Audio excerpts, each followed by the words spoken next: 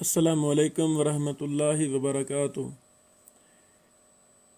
ہمارے دروس امام ابن حبان رحمہ اللہ کے منہج کے حوالہ سے جاری ہیں۔ آج کا درس ایک کتاب اصول حدیث و اصول تخریج نامی کتاب جسے ابو محمد خرم شہزاد بھائی نے لکھا ہے۔ یہ کتاب انتہائی کمزور کتاب ہے۔ جب بھی کوئی شخص جس کے پاس فن میں پختگی نہ ہو وہ کتاب لکھے گا، ظاہری بات ہے اس سے بہت زیادہ غلطیاں صادر ہوں گی۔ ہمارے مصوف نے اسی کتاب اصول حدیث صفحہ نمبر 350 سے لے کر 352 تک امام ابن حبان رحمہ اللہ کی توثیق کے حوالہ سے بحث کی ہے اور غلط باتیں کی ہیں۔ امام ابن حبان رحمہ اللہ کی طرف کی توثیق کے حوالہ سے جو باتیں چند لکھی ہیں وہ صحیح سے اور حق سے بہت دور ہیں۔ ہمارے فاضل دوست فضیلت الشیخ انور شاہ راشدی حافظہ اللہ نے محترم کی اس کتاب پر بہت تفصیل کے ساتھ لکھا ہے، جو انشاءاللہ جلد ہی کتابی شکل میں بھی منظر عام پر وہ تحقیق انشاءاللہ پیش کی جائے گی۔ شیخ انور شاہ راشدی حافظہ اللہ نے علم حدیث کو کھلواڑ اور بزیچہ اطفال بنانے کی ایک مذموم کاوش کے نام سے اس کتاب پر مفصل بحث کی۔ جو ہمارا موضوع ہے امام ابن حبان کا تساہل، اس میں بھی فضیلت الشیخ انور شاہ راشدی حافظہ اللہ جو ماشاء اللہ محدثین کے خاندان سے تعلق رکھتے ہیں اور عرب و عجم میں شیخ محترم کی تحقیقات بحوث کو سراہا جاتا ہے۔ انشاءاللہ العزیز وہ مستقبل کے امام اور محدث ہیں۔ اللہ رب العالمین شیخ صاحب کی زندگی میں برکت فرمائے، ہمارے دوستوں میں سے ہیں۔ بہرحال خرم شہزاد صاحب کی کتاب جو غلطیوں کا، غلط منہج کا پلندہ ہے، اس پر تنقید کرتے ہوئے محترم شیخ انور شاہ راشدی حافظہ اللہ لکھتے ہیں: امام ابن حبان کا تساہل۔ موصوف سے مراد خرم شہزاد صاحب ہیں۔ موصوف نے امام ابن حبان کو بھی ائمہ متساہلین میں شمار کیا ہے اور ان کی توثیق کو مطلقاً مردود قرار دیا ہے۔ اس کے لیے دلیل کے طور پر انہوں نے درج ذیل متاخرین ناقلین کے اقوال نقل کیے ہیں۔ حافظ ابن حجر رحمہ اللہ، علامہ معلمی رحمہ اللہ، علامہ البانی رحمہ اللہ، حافظ عبدالرؤف بن عبدالحنان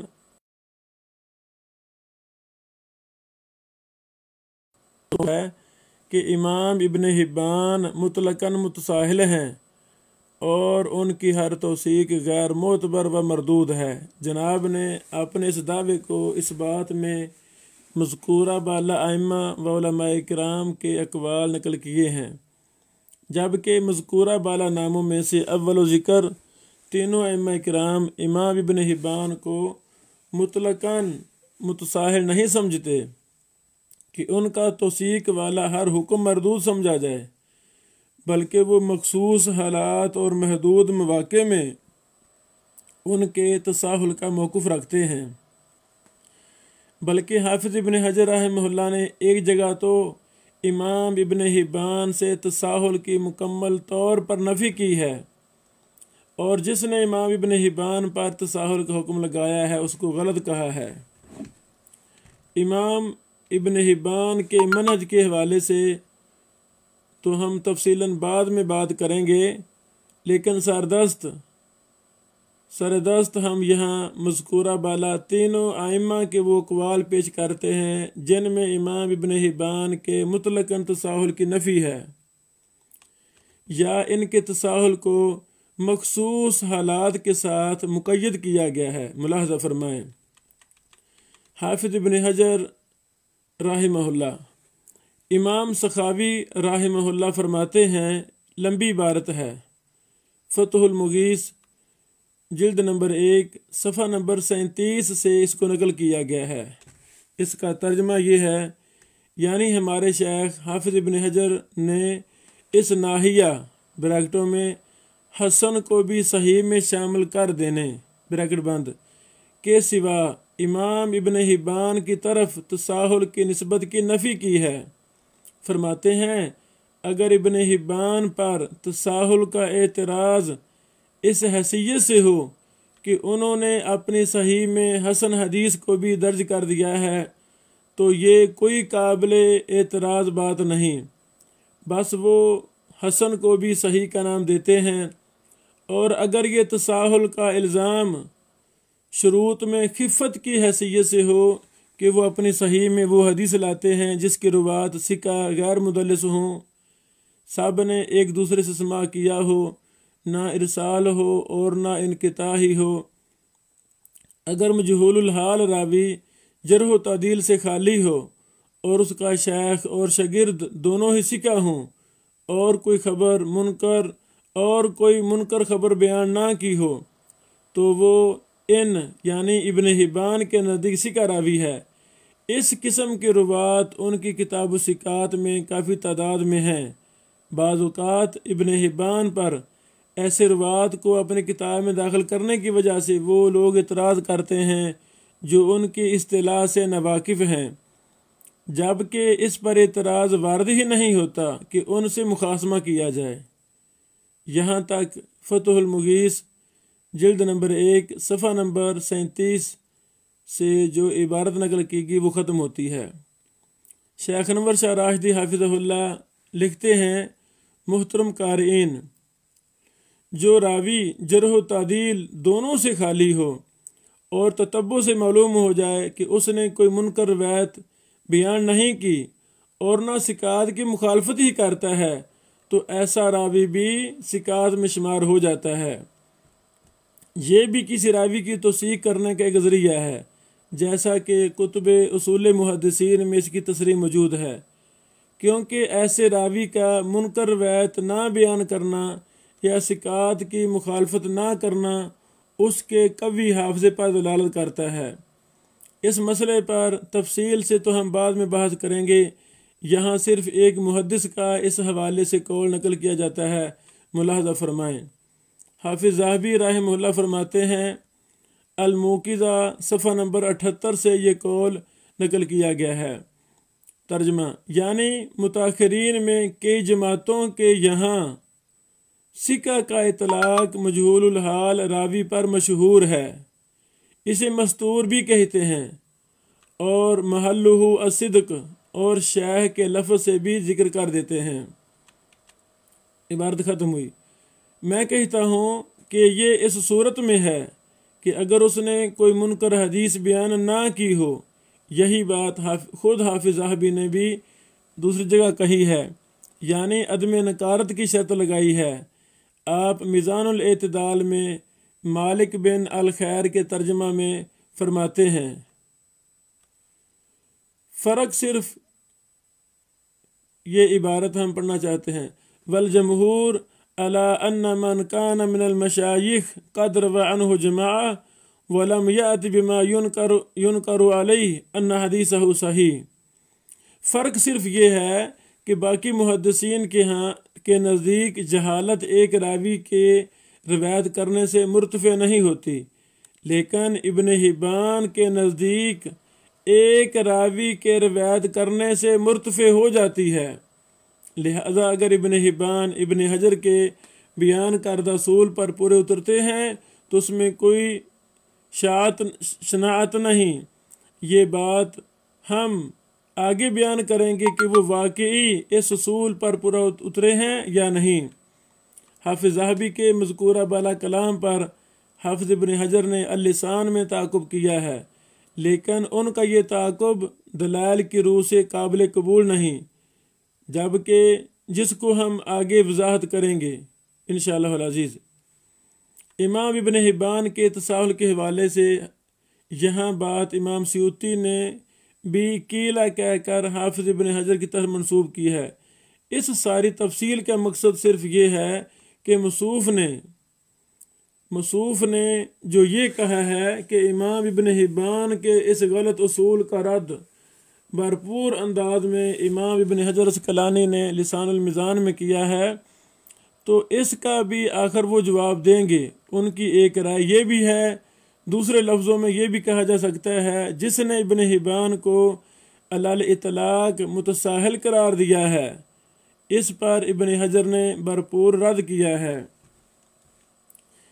یہ قطعاً تحقیقی مزاج نہیں کہ کسی کے محض ایک ہی قول کو بنیاد بنا کر حتمی فیصلہ کر دیا جائے، بلکہ تتبع کر کے اس کے تمام کلام پر مجموعی نظر سے کوئی بات طے کرنی چاہیے۔ اللہ اکبر۔ یہاں تک شیخ انور شاہ راشدی حافظہ اللہ نے جو حافظ ابن حجر اسقلانی کی حوالہ سے بحث کی ہے، بڑی مفید بحث ہے۔ خلاصہ کلام یہ ہے کہ ابن حجر اسقلانی رحمہ اللہ امام ابن حبان کو مطلقاً متساہل قرار نہیں دیتے، خلاصہ یہی ہے۔ دوسرے نمبر پہ علامہ معلمی یمانی رحمہ اللہ، شیخ انور شاہ راشدی حافظہ اللہ اس کے تحت لکھتے ہیں، علامہ معلمی رحمہ اللہ بھی امام ابن حبان کو مطلقاً متساہل نہیں سمجھتے، بلکہ انہوں نے ان کی توثیق کی 5 اقسام بیان کی ہیں، جن میں سے 4 اقسام کی توثیق کو حجت تسلیم کیا ہے اور آخری 5ویں قسم میں خطرے کا اظہار کیا ہے۔ آپ فرماتے ہیں، یہ قول ہم پیچھے کئی لیکچروں میں بیان کر چکے ہیں، مفصل قول ہے، 5 قسمیں بیان کی ہیں۔ التنقیل جلد نمبر 1 صفحہ نمبر 435 اور 436 میں یہ قول موجود ہے۔ اب دیکھیں، علامہ مولوی نے امام ابن حبان کی توثیق کو 5 اقسام میں تقسیم کیا ہے۔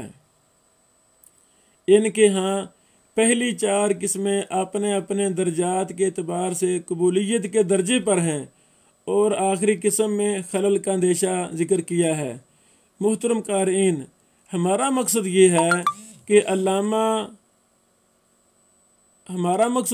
کہ علامہ مولوی بھی ابن حبان کو مطلقاً متساہل نہیں سمجھتے تھے کہ ان کے ہر حکم کو ردی کی ٹوکری میں پھینک دیا جائے، جیسا کہ ہمارے محقق موصوف سمجھ رہے ہیں، بلکہ انہوں نے ان کی توثیق کو 5 اقسام میں تقسیم کر دیا ہے اور ایک کے سوا باقی کو حجت تسلیم کیا ہے۔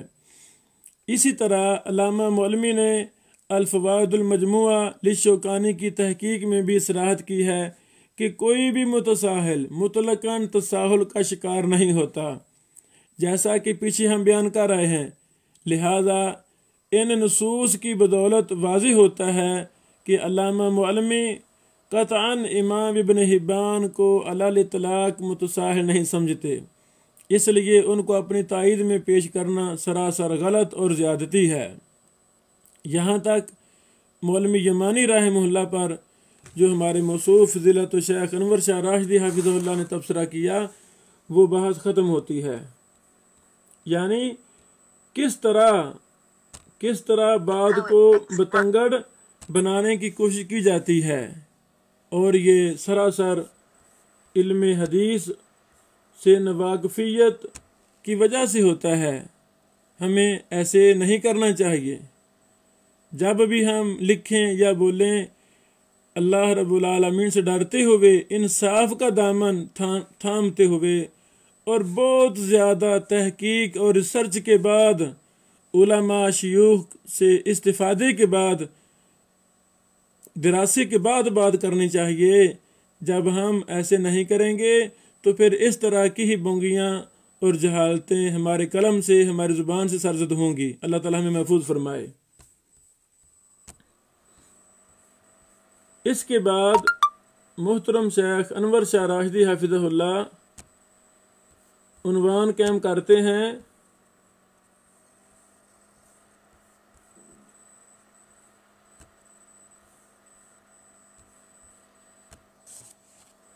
علامہ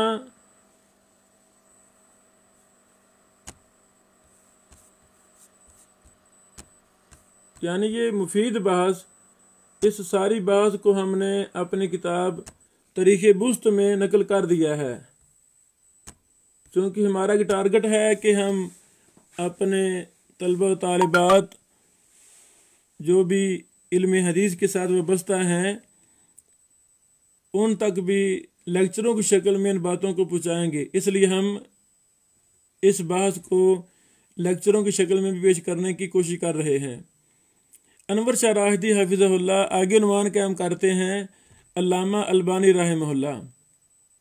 علامہ البانی رحمہ اللہ بھی ابن حبان کو مطلقاً متساہل نہیں سمجھتے تھے۔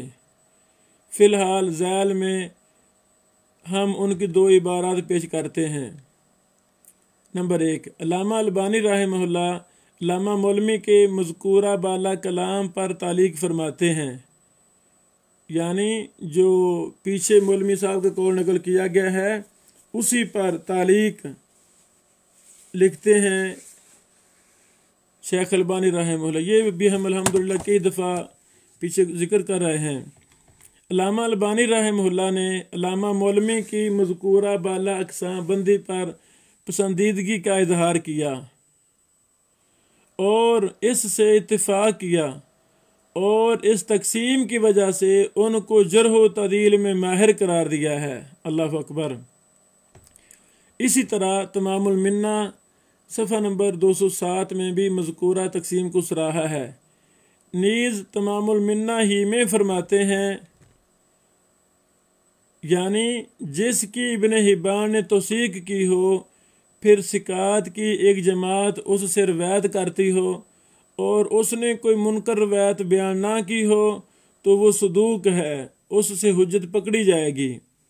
تمام المنہ صفحہ نمبر 25۔ محترم قارئین، علامہ البانی رحمہ اللہ کا طرز عمل آپ کے سامنے ہے۔ ان کا وہ موقف نہیں جس کے لیے موصوف ان کو اپنے ساتھ ملا رہے ہیں۔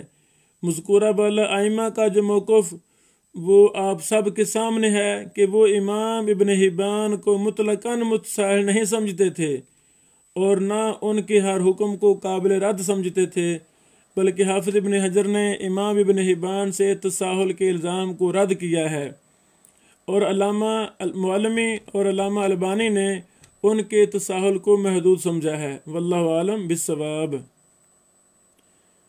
یہاں تک پہلا نقطہ شیخ انور شاہ راشدی حافظہ اللہ نے بیان کیا ہے کہ ان محدثین کی طرف مطلقاً امام ابن حبان کی توثیق کو نسبت کر کے بیان کرنا یہ بات درست نہیں ہے۔ اس کے بعد شیخ انور صاحب حافظہ اللہ نے کتاب الثقات پر ایک اور مفید بات کی ہے۔ لکھتے ہیں، ذیل میں ہم امام ابن حبان کے توثیق اور تضعیف و تصحیح کے اعتبار سے اپنی کتب میں اختیار کردہ منہج کی بابت کچھ تفصیل عرض کرتے ہیں۔ کتاب الثقات، امام ابن حبان نے اپنی اس کتاب کو 3 قسموں میں تقسیم کیا ہے۔ نمبر 1، وہ روات جو جرح و تعدیل دونوں سے خالی ہیں۔ نمبر 2، مختلف فی راوی، یعنی جس پر جرح و تعدیل دونوں وارد ہوں۔ نمبر 3، جس کے معاملے میں امام صاحب متردد ہوں۔ پہلی قسم، اس پر امام ابن حبان امام صاحب کی 3 عبارات ملاحظہ فرمائیں۔ امام ابن حبان فرماتے ہیں، یہ پہلی عبارت الثقات جلد نمبر 1 صفحہ نمبر 11-12 سے مفصل نقل کی گئی ہے۔ شروع یہاں سے ہو رہی ہے بحث، کل شیخ ذکرتہ فی ھذا الکتاب फ़हुव सदूक यजूज़ एहतजाज बिरिवायती। आगे तफसीलन 5 शर्तों का जिक्र किया है। ये भी हम पहले तबसरे कर चुके हैं अपने पहले लेक्चरों में। दूसरी इबारत आप फरमाते हैं, ये भी अस्सिकात जिल्द नंबर 1 सफ़ा नंबर 13 से है। इसी तरह तीसरी इबारत भी अस्सिकात सफ़ा नंबर 13 जिल्द नंबर 1 से नकल की है। ये तीनों तफसीली इबारतें नकल करने के बाद अनवर साहब फरमाते हैं, इमाम इब्न हिब्बान के नज़दीक किताब सिकात में मज़कूर रुवात सिका हैं, बशर्त ये कि इसकी खबर 5 बातों से खाली हो। यानी ये तीनों इबारतों का खुलासा पेश कर रहे हैं। बशर्त ये कि उसकी खबर 5 बातों से खाली हो। बिलफर्ज अगर किताब सिकात में मौजूद किसी रावी की कोई खबर मुनकर हो तो उसकी खबर में उन 5 बातों में से कोई बात मौजूद होगी। वो 5 बातें ये हैं। नंबर 1, उस रावी का शेख ज़ईफ़ हो सकता है। नंबर 2, उस रावी का शागिर्द वाही ज़ईफ़ हो सकता है। नंबर 3, उसकी खबर में इरसाल हो सकता है। नंबर 4, उसकी खबर में इनकिता हो सकता है। नंबर 5, उसकी खबर की सनद में मुदल्लिस रावी हो सकता है जिसने अपने शेख से समा की सराहत ना की हो। अब सवाल ये पैदा होता है कि क्या इमाम साहिब ने गैर मजरू या मस्तूरुल हाल रुवात की रिवायात का ततब्बो और उनकी जांच पड़ताल करके मज़कूरा बाला नतीजा निकाला है, यानी किताब सिकात में मौजूद रुवात की रिवायात नकारत से पाक हैं और फिर उन्हें सिका करार दिया है, या फिर उन रुवात की रिवायात के ततब्बो से उनकी तौसीक की जाएगी कि अगर उनमें से किसी की रिवायत में नकारत है, या अगर किसी पर जरा मुफस्सर मिल जाए जिससे इमाम साहिब बेखबर हों तो फिर उसी के मुताबिक फ़ैसला किया जाएगा। महमूद सईद ममदूह ने अल-इहतिफाल में किसी फाज़िल शख्स से नकल किया है कि महज किताब सिकात में जिक्र होने से कोई रावी सिका नहीं बन जाता, बल्कि इस पर मज़ीद गौर करने की ज़रूरत है, क्योंकि हो सकता है किसी मुहद्दिस ने इस रावी पर जरा मोतबर की हो, या इसकी किसी रवायत में ऐसी नकारत हो जो सेहत हदीस के लिए मुज़र हो, या दोनों ही बातें इसमें मौजूद हों जिसकी वजह से वो ज़ईफ़ हो जाए। अगर वो रावी महज किताब सिकात में जिक्र करने ही से इमाम साहिब के नज़दीक सिका होता तो आप बस ये कुल्लु मन अज़कुरुहु फ़ी हादिल किताब फ़हुव सदूक यजूज़ुल एहतजाज बिख़बरी कहकर खामोश हो जाते, मगर आपने ऐसा नहीं किया, बल्कि मज़ीद 5 उमूर का इजाफ़ा किया और दूसरों से इन उमूर के मौजूद होने या ना होने की तलाश का मुतालबा किया। इंतहा बितसर्रुफ़ जिल्द नंबर 1 सफ़ा नंबर 55-56। लेकिन उन्होंने यानी महमूद सईद ने इस तौजीह को मुस्तरद कर दिया है और कहा है कि इब्न हिब्बान ने किताब सिकात में सिर्फ सिकात को जिक्र करने की क़ैद लगाई है, और अगर उनमें से किसी की खबर में नकारत हो तो इब्न हिब्बान उसका सबब 5 बातों में से किसी के होने को करार दिया है कि वो नकारत उस रावी की वजह से नहीं बल्कि इन 5 बातों में से किसी की वजह से होगी।